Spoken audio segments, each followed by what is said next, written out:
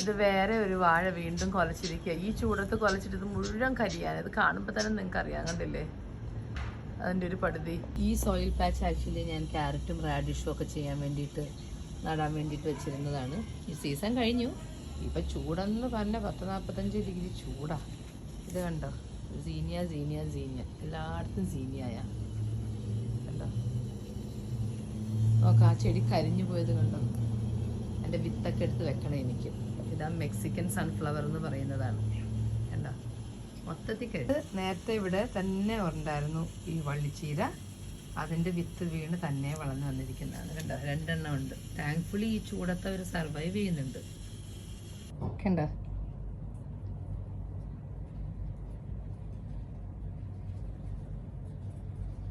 Very hot.